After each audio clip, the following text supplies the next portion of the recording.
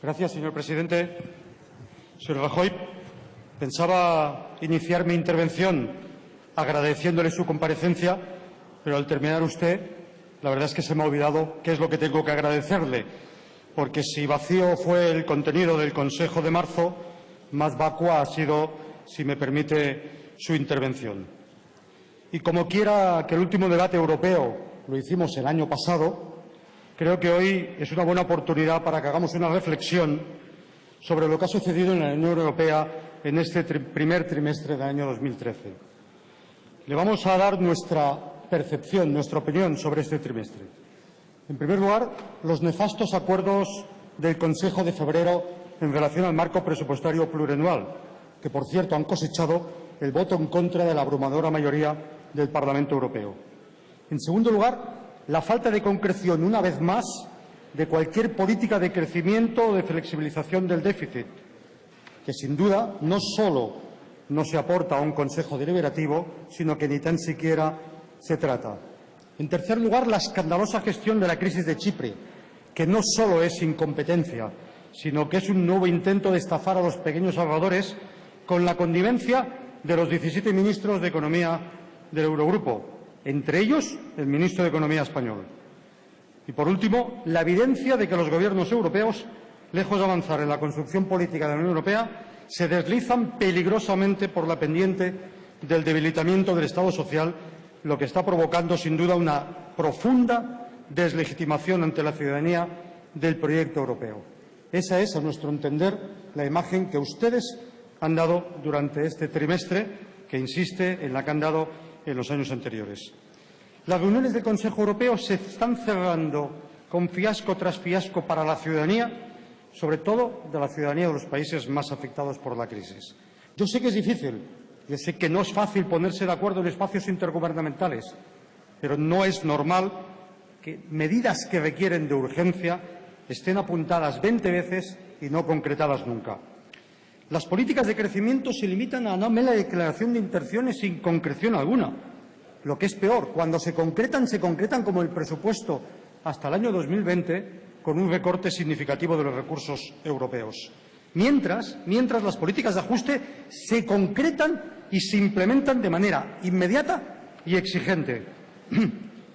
Si por sus actos los conoceréis, es evidente que la prioridad de los dirigentes europeos, mayoritariamente conservadores, de sus privilegios, son las contrarreformas para desmantelar el Estado social, mientras se dilata por los siglos de los siglos los compromisos de acuerdo para la construcción política y económica de Europa. La imagen, señor Rajoy, que aparece de este doble rasero entre austeridad y crecimiento es la siguiente. Para la austeridad, tijeras, tijeras, tijeras a velocidad de guepardo. Para el crecimiento, parole, parole, parole a velocidad de tortuga. Eso es lo que en estos momentos está sucediendo y eso es lo que sin duda perciben los ciudadanos europeos. Ante esta situación, lo que sería de esperar del Gobierno español es que se intentara liderar un frente de países más afectados por la crisis. Y, en cambio, nos encontramos con un presidente del Gobierno español que no puede hacerlo. Y no puede hacerlo porque usted, por mucho que diga públicamente fuera de los consejos europeos, ha querido ser el alumno más aventajado de la austeridad y ha terminado siendo el mayor hooligan de los recortes de los derechos. Y por eso usted no tiene autoridad para pedir un cambio de rumbo en unas políticas que usted ha sido el primero que ha impulsado con devoción de converso o de convencido. Señor Rajoy, ¿dónde está la estrategia de crecimiento? Ustedes hacen bueno el dicho de que si se quiere hacer una cosa, si no se quiere hacer una cosa, lo mejor es hablar mucho de ella. En el Consejo de marzo, que ya sé que es deliberativo, ustedes ni tan siquiera han apuntado por dónde pueden ir esas medidas de mejora del crecimiento. Pero es que en marzo ha llovido sobre mojado. Ustedes se han reafirmado en esa estrategia que, sin duda, de crecimiento, nada de nada. En el pasado debate de Estado de la Nación, usted camufló el debate del Consejo de febrero haciendo un alarde de los éxitos conseguidos por España en ese Consejo. El espectáculo que han dado todos ustedes, los dirigentes europeos, presentando todo su particular éxito local, mientras aprobaban un claro retroceso europeo, es la imagen más certera de la carcoma que sufre la Unión Europea. La realidad se mire, como europeo, como español, como catalán, como chipriota, como se mire, es que hay poco de lo que alardear en ese Consejo de febrero y mucho de lo que avergonzarse en los acuerdos del Marco Financiero Plurianual. No es casualidad que el acuerdo cosechara 506 votos en contra y una crítica muy dura del presidente del Parlamento Europeo, Martin Schulz. Ustedes aprobaron un recorte presupuestario basado en la austeridad, pero además lo acompañaron una vez más de engaño. Voy a darle datos para sustentar esta afirmación. Menos recursos para el conjunto de la Unión Europea, con una reducción en relación al periodo anterior, del 8,43%. En vez de utilizar el presupuesto de la Unión Europea para intentar impulsar el crecimiento y salir de la crisis, ustedes en estos últimos años están pasando de dedicar el 1,23% del PIB a inicios de esta década a el 0,95% en este periodo que viene. España tiene menos recursos de los que disponía anteriormente. Posiblemente por eso ustedes no han ofrecido datos comparativos partida por partida. Además, los recursos que se presentan no son nuevos, no son frescos. Algunos de ellos ya estaban en el plan de junio del 2012, que continúa virgen. Son especialmente sagrantes, señor presidente, los datos referidos al empleo juvenil. Hablan ustedes de 6.000 millones como partida global, cuando ustedes saben que 3.000 millones es dinero que corresponde al otro periodo, que no se utilizó y que son partidas que entran y salen de las fotos 1000 veces, pero que no son partidas que se están utilizando. Y lo más grave, ustedes acordaron que los recursos para empleo no utilizados en el ejercicio hasta el 2012, en el periodo plurianual hasta el 2012, no se podrán utilizar en el 2013, a pesar del drama del empleo juvenil de toda Europa y especialmente de España. Esa es la realidad y no los alardes de que usted hizo gala en el debate del Estado de la Nación.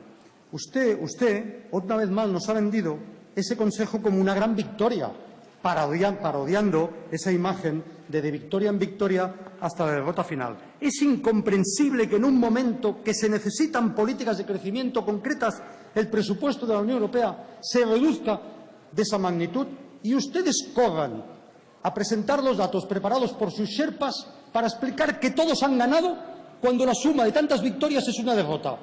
Es inconcebible que 27 manzanas podridas den un cesto de manzanas lujosas desde la perspectiva de cada uno de los países. Señor presidente del Gobierno, lo de Chipre no es un error. Tampoco es solo incompetencia. Es otro intento de estafa, vamos a llamarle de manera clara. La experiencia de Chipre ha puesto de manifiesto muchas cosas. Los graves riesgos asumidos por una exagerada financiarización de la economía. Pero le pido que lea usted las palabras de hoy. Nos habla de los riesgos de los riesgos de una excesiva financiarización de la economía chipriota como si eso fuera un problema ajeno, que no hubiera afectado a España, y sobre todo como si ese proceso hubiera sido un proceso fruto de la maldición bíblica, como si no fuera la apuesta hecha desde hace casi 2 décadas en la economía mundial y también y especialmente de Europa. Pero también el proceso de Chipre nos ha puesto de manifiesto cuán desequilibrado e injusto es el modelo de salida de esta crisis que se está imponiendo. Nos ha puesto de manifiesto la urgencia de poner en práctica las medidas que acaben con la fragmentación del sistema financiero europeo. Ha puesto de manifiesto la necesidad de acabar con una aberración. No podemos tener un mercado financiero, un sistema financiero que reparte beneficios globalmente y, en cambio, los riesgos continúan siendo asumidos localmente, no por quienes los generan, sino por los ciudadanos de cada uno de los países. Esa es una profunda aberración que no puede durar ni un minuto más.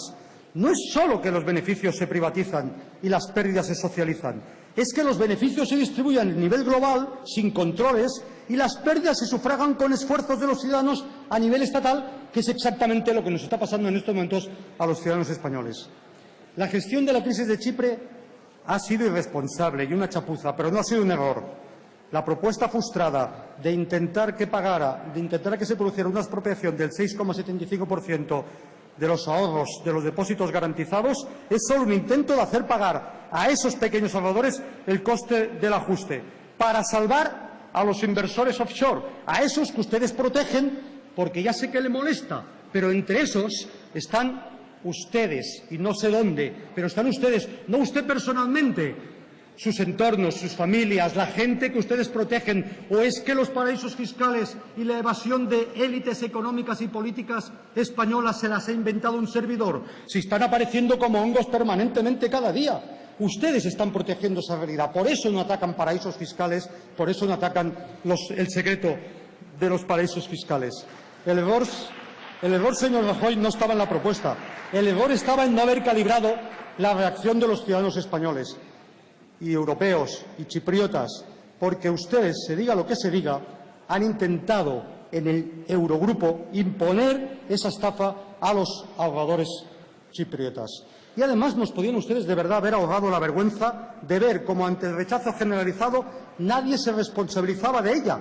La vergüenza del yo no he sido. O sea, 17 se reúnen, adoptan una decisión y luego nadie la ha adoptado. Pero si cuela, cuela. Y si no, luego se rebobina. Se está construyendo una Unión Europea con estructuras democráticas que nadie elige, que no responden ante nadie, que son democráticamente irresponsables. Organismos que adoptan importantes decisiones de gran impacto en la ciudadanía sin tener en cuenta, por ello, sin tener que dar cuenta de ello a nadie. Señor Rajoy, ¿se dan cuenta ustedes que el paradigma que están construyendo están pasando de la divisa ilustrada del siglo XVIII, de todo por el pueblo, pero sin el pueblo, a la consigna tecnocrática del siglo XXI, todo sin el pueblo y contra el pueblo? Esa es la máxima con la que ustedes están actuando cotidianamente.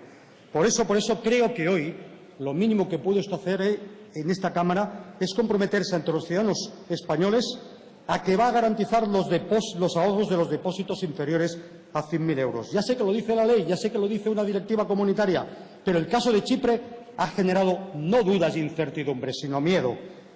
Le pido ese compromiso público y, dado su flexible y laxo sentido de los compromisos políticos, debería garantizar que ese compromiso lo va a mantener en cualquier circunstancia. Insisto, en cualquier circunstancia, aunque la troika le exija lo contrario o aunque a usted se le aparezca el Espíritu Santo para decirle que no debe atender a sus compromisos, sino a su deber, que es una máxima que usted utiliza de manera muy frecuente. Señor Rajoy, la situación de Chipre es grave. La troika hundió a los ciudadanos griegos en la miseria y ahora lo hará con Chipre. Y esa es también una de las consecuencias de esta situación. Quiero hacerle una reflexión, por último, en relación a lo que pensamos nosotros que está pasando con la Unión Europea. Ustedes, los dirigentes estatales, mayoritariamente conservadores, sobre todo conservadores de los privilegios de los poderosos, están llevando la legitimidad del proyecto europeo hacia el precipicio.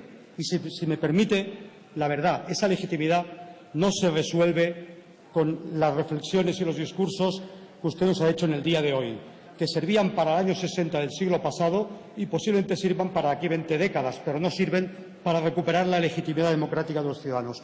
Ustedes bloquean las políticas de incentivo al crecimiento económico y están condenando a la ciudadanía a una injusta y suicida austeridad. Ustedes urgen aplicar programas de reformas mientras desmantelan el Estado social, pero simultáneamente retrasan una y mil veces las medidas prometidas. Por ejemplo, el impuesto de transacciones financieras mediante cooperación reforzada, o la limitación de los bonos a los banqueros, o la regulación del fraude fiscal y los paraísos fiscales. Hablan y no hacen. Y cuando las medidas terminan adoptándose, su cumplimiento se retrasa hasta la exasperación, como sucede con la armonización del impuesto de sociedades acordado en el julio de 2011, o los acuerdos de julio de 2012 sobre la unión bancaria, y así insistentemente. Ese doble rasero de las reformas, esta Europa de doble velocidad, de austeridad a ritmo de guepardo y crecimiento a ritmo de tortuga, es lo que está provocando la deslegitimación de la Unión Europea ante los ciudadanos. Y ustedes, mientras, discursos vacíos y vacuos. Ustedes han apostado por una salida de la crisis bancaria que transfiere deuda privada a deuda pública, provocando grandes problemas de endeudamiento de los países. Y luego se ofrecen a ayudas a cambio, pero a cambio de desmantelar el Estado social. La solución no es bajar salarios, abaratar el despido, endurecer el acceso a la jubilación o desmantelar el Estado social.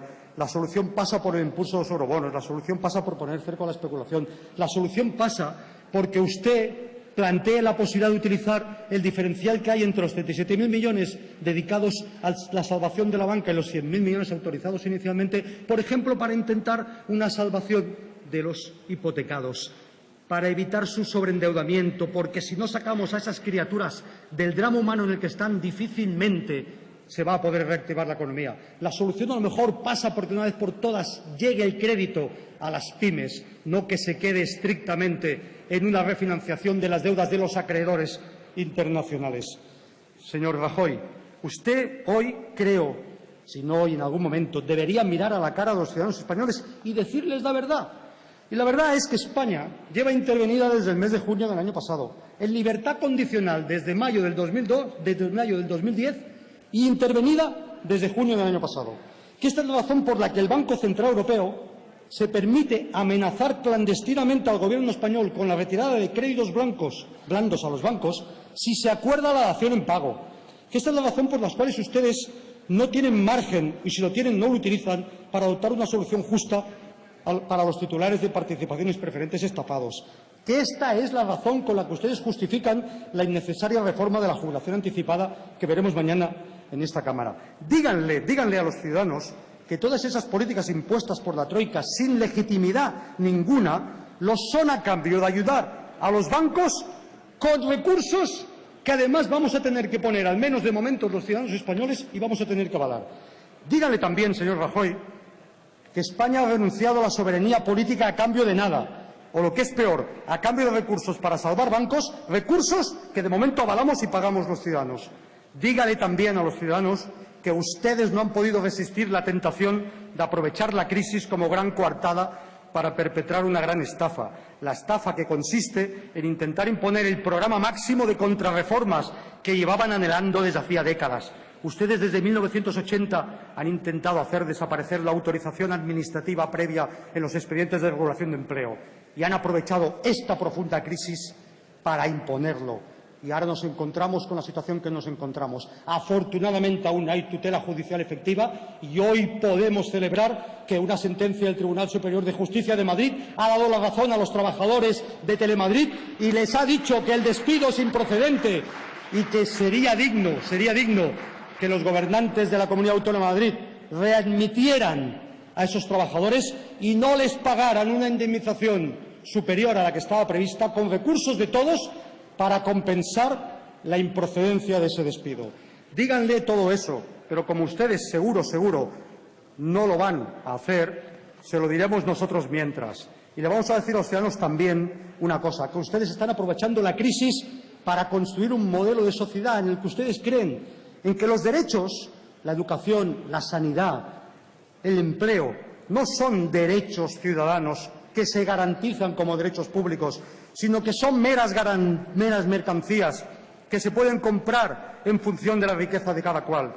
Díganle también por qué en estos momentos las listas de espera están provocando que la salud se pueda comprar y que si por la mañana no te operan por la tarde los mismos médicos en los mismos centros, pero pagando, y que eso solo puede hacerlo aquel que pueda comprar el derecho a la vida y la salud. Y que esa es también, aunque a usted no le guste escucharle, la consecuencia de esta crisis. Seguro que usted no se lo va a decir, porque para ello debería abandonar la teología de la austeridad que usted ha abanderado y, sobre todo, abandonar la tentación de aprovechar la crisis para ampliar el poder económico y político de los poderosos. Ese es, señor Rajoy, el gran debate que necesita Europa. Mientras no hagamos ese debate, lo suyo va a quedar en eso, en parole, en las políticas de crecimiento y tijeras en las políticas de recortes de derechos básicos. Ese es el drama de Europa que usted, en primera figura, ha ayudado a construir. Muchas gracias. Gracias, señor Coscubiela.